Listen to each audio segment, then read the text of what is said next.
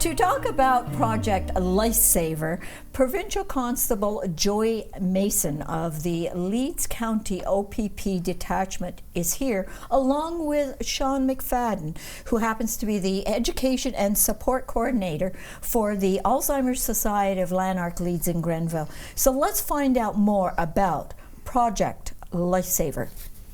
So what is it, Sean? Well, it's a little device that you wear. It looks like a watch. You put it on your wrist, and it's designed to locate folks that have wandered. So we lose track of people. Yes. If we do. Yes. This is a way to bring them home safely. So are we saying it's like a tracing device type of thing? We if they are wearing one, yes, then it's actually tracking down where the bracelet is. That's is right. what it's doing. Absolutely. Okay. Yep. All right. I just wanted to make sure that I understood what this was. So Joey, you have the equipment here. I do. What is it? Like what? Yeah. So I have the transmitter that Sean was talking about. Okay. So this little device looks like a hospital band. Yes, it does. Has a transmitter and a chip, which is programmed to a specific frequency, and the casing and a battery, of course. Right.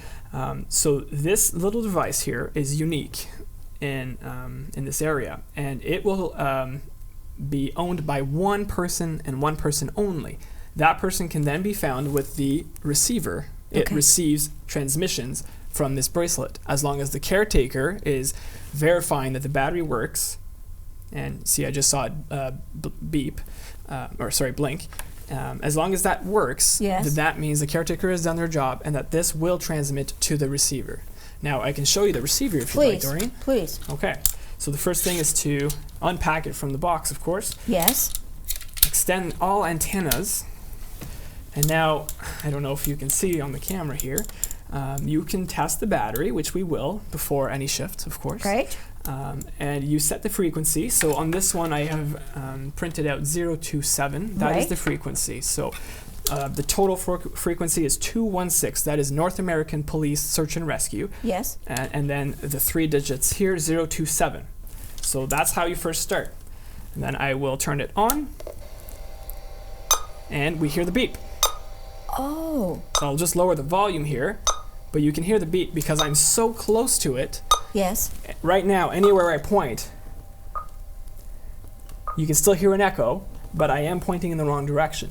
But as soon as I start pointing at the right direction, it becomes louder. Yeah, did you hear the difference? Yes. Yeah. Yes. Okay. Yeah, so there's the demonstration. So you can adjust a couple settings, but that is really the meat and potatoes of Project Lifesaver. The person who is vulnerable, who has dementia, who has autism, could be a child, who wears this or has this on their person, hidden somewhere. Say if it was a child and they're not used to having something on their wrist, could be hidden somewhere in their favorite coat, their favorite toy, something like that. Yeah. Yeah. So you've just started using this technology. Yes, I was just trained on it as an instructor. Okay. There are no clients so far. We are officially announcing the program on the 26th of October, which we will then accept applications. You accept that. So this is what people do then, Sean. They send in an application, and well, you usually know your clients too through the society. True. And therefore, yes. So if even if we don't know them, people are most welcome to phone our office. That would be step number one. Yes. And then we will get them, either they pick it up or we get it to them, the application form. Once that's filled out, there's more paperwork to do, but then their loved one is enrolled into the program. The number of bracelets is limited, but that's where we continue to fundraise to buy more. So this was actually given to the OPP. You've partnered with them to help with locating people if they become disoriented and lost. That's right. Is that correct? Yep. So you showed me early on that the caregiver has to make sure that the bracelet receiver? Is it called a receiver? What's it called? This is a transmitter. Oh, bracelet. transmitter. Okay, that the transmitter is working by using. That's right. I don't know if I can show this very well. Oh, yeah, I can see Did you the just see light. the red light? Yes, I yeah, did. So that means it is in working order for that day, but this must be done every day. And the wristband, the battery must be changed every 60 days. Every 60 days. That's right, because it's always transmitting, right? It's not only because the receiver is on, it's always transmitting. So the battery has to be changed. Okay. All right. I see. I think I understand. So right now, how many kids do we have in the area? So in my area specifically, Leeds County, we have 2. Okay. And neighboring us, Grenville also has 2. Okay. Yeah. So 4 total units in this entire area. Which is awesome, because it happens. It happens that people unfortunately do wander away, and we want them safe. Yeah. And if I can touch on that, is when we have multiple units, we can triangulate where this person is lost, right? If we can start point A and have another unit point B, we can meet and we can find the person much quicker. Well, I think just having the technology too, you're going to find a person that has wandered off much more quickly. And you speak of technology, this is a very old technology. Not the device itself, but it's radio frequencies, just like your car, AM and FM. Yes, yes. And we're using it to good use. Absolutely. So Sean, is the Alzheimer's Society looking for more? Like, are they fundraising for more now? Not currently now, because we're just starting to get the program up and running. Okay. But it would be something that fundraising would be ongoing for. Yes. When people in our community want to leave money, memoriams to us, or make donations, they can certainly specify where they'd like the money to go. Right. So they could say, we'd like to support Project Lifesaver, and we would take the money and buy more bracelets. Getting this device is a one-time deal, hopefully. But bracelets, you're always going to need bracelets.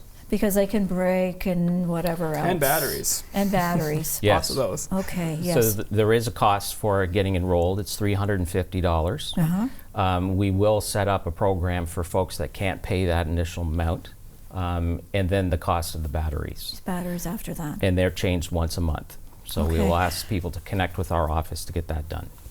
What is happening on the 26th of October? Well, the 26th of October is our official launch. So what we're doing is we're having a session, information session at our office, and we're inviting the public to come in and see how this machine works. Location, please. It's at our office here in Brockville, 100 Stroger Boulevard. And it's from 10 to noon. 10 to 12. Okay, so it's in the morning. Morning. And if you want to know more about this, come on out, ask Joey, talk with Sean. Right. And I'll be there as well. Yeah, good. So this is awesome then. So Joey, anything more that you would like our viewers to know about this equipment? Well, I think the money is very well worth it, right? Yes. If I was physically close to my family and they were getting old, I would definitely invest, right?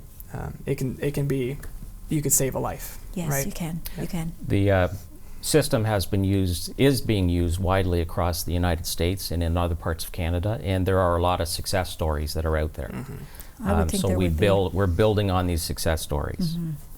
Okay, well, thank you for coming in today. Thank you for both having of you. us. And if anybody wants to donate to the Alzheimer's Society to help purchase and offset some of these costs, just contact Sean at the Alzheimer's Society of Lanark, Leeds and Grenville.